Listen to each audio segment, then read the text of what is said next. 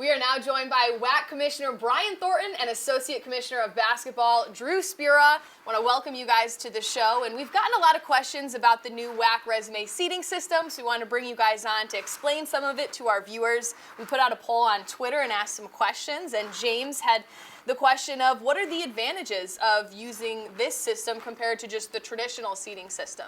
No, that's a great question, Kendra. When we decided to come up with this resume seating program, the goal was to enhance the resumes of all of our institutions as they prepare for the NCAA tournament. One thing that's really important to note that the traditional way that tournaments have been seeded is strictly by utilizing conference records.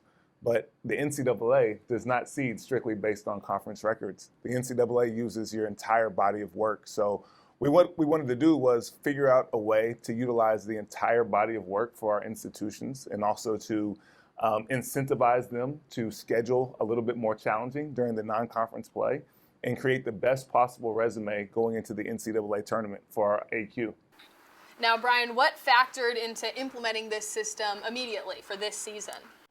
Our board of directors wants to be extremely aggressive.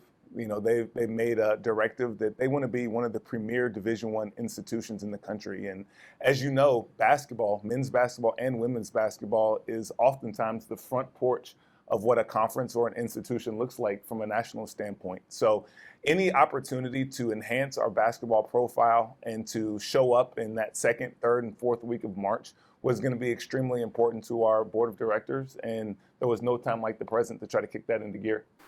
Now, Drew, what are some of the best ways that teams can jump in the WAC resume seating standings? Yeah, obviously, the biggest thing is rewarding wins here. We're still talking about you have to win quality games in order to earn points.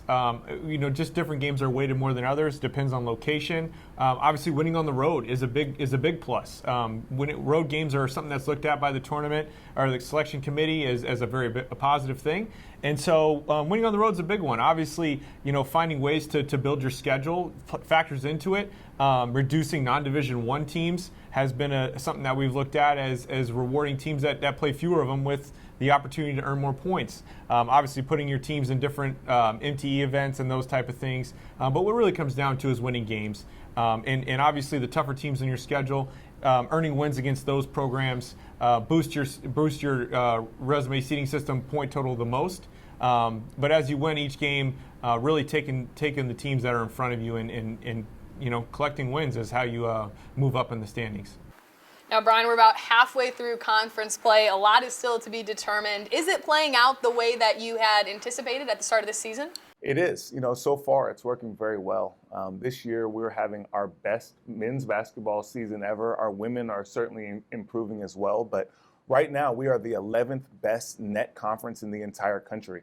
That's a dramatic improvement from recent years. Last year we had a really good year at 15, and now we're at 11. And it goes to show by some of the wins that we've had in the non-conference. We've beat teams from the Big 12. We've beat teams from the Pac-12 all across the country. Utah Valley right now, who's leading our conference in the resume ranking system seating, had wins against BYU and against Oregon, both on the road. So those are the type of wins, those quad one, quad two opportunities that allow teams to really jump to the forefront of the seeding system. Sam Houston is another example. They had road wins against Utah and against Oklahoma as well. And those are big-time wins. Those are wins that are quad one and quad two opportunities. And when that takes place, the NCAA takes note. When we've had conversations with the NCAA selection committee, they have absolutely loved this because in many ways it starts to do a lot of their work for them. Now, Drew, do the earned points change as the season goes along? So, for example, if you beat a team week 2 and they're not very good, but as the season progresses, they get a lot better, do those points change throughout the year? Yes, they do. The points are associated with a net number for each team. It's a snapshot at that point in time, but as we release the rankings on each individual day, those numbers shift a little bit. Obviously, if you start the season, and like you mentioned, you beat somebody in November and they were 250 in the net, now they're 175, that's a significantly better win than it was when you played the game. And so the numbers will continue to shift all the way up until we kind of lock the seeding system after our last conference game played so we can seed our tournament. So yes, they do shift. Now, lastly, Drew, I think this is one of the biggest questions and confusion that we've gotten.